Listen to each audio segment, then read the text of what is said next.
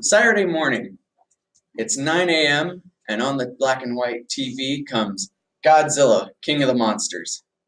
Now, you've been watching him periodically, but did you know Godzilla is the most influential monster movie franchise? Now, let's take a moment to talk here. We're not talking about Dracula or Frankenstein. Those guys are small. We're talking about big monsters, dinosaurs, King Kong, and the king of them all, Godzilla. Today we're going to talk about how Godzilla has influenced the world through his origins and longevity, his stereotypes, and then on top of that, his impacts on the movie industry. Now, to begin with our talk, we're going to talk about where Godzilla comes from. He started in 1954 as Japan's answer to the monster craze. He stood as an answer to the destruction of nuclear armaments and an example of the change of the Japanese army over time. Now let's talk about what he's done in the last 62 plus years. Seeing as he began in 1954, he's had 32 full-length feature movies, with 4 more on the way. On top of that, he's had 2 animated series, one lasting 2 seasons and the following one lasting 5. Now, that all comes from Wixzilla. Now let's jump over to what IMDb says about his biggest rival, King Kong. They had a meetup in 1962 in Godzilla vs. King Kong, where, like in the real world, Godzilla has beaten King Kong. Now, since 1933, when King Kong was first released, he's had a total of 12 films with 2 animated series, both lasting less than a season, with a few more on the way. One of his films included a spin-off to Godzilla. Now, throughout the Godzilla franchise's history, he's also changed some of the stereotypes of monster movies. Mary Sue and Toho both talk about this and are very prideful about their stereotypes. Because when Godzilla first began, he was just a monster movie, going into Tokyo, destroying the city, and leaving nothing behind.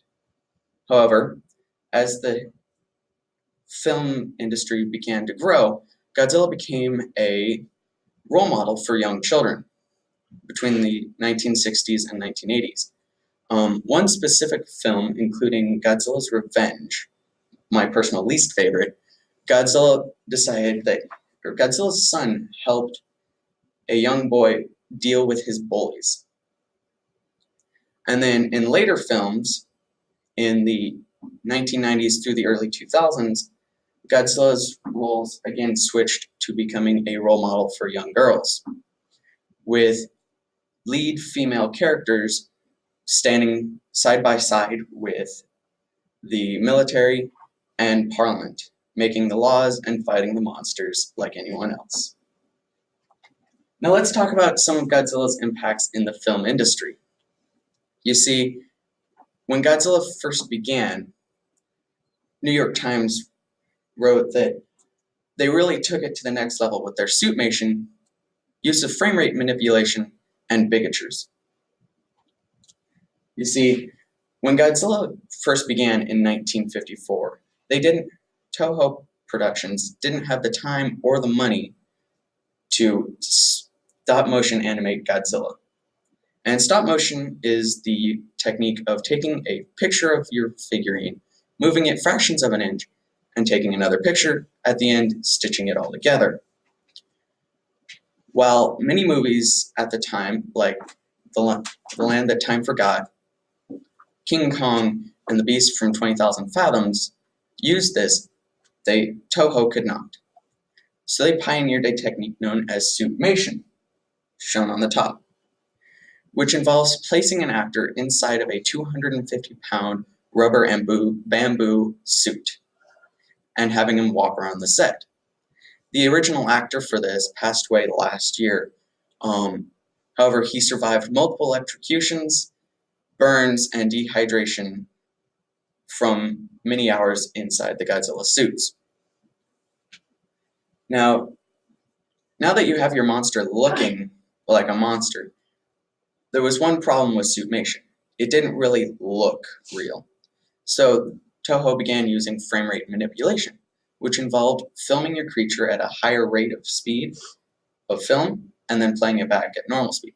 This caused Godzilla's motions to be more realistic and slowed down, which helped remove a lot of the jitteriness that they would have had if they had gone with stop motion.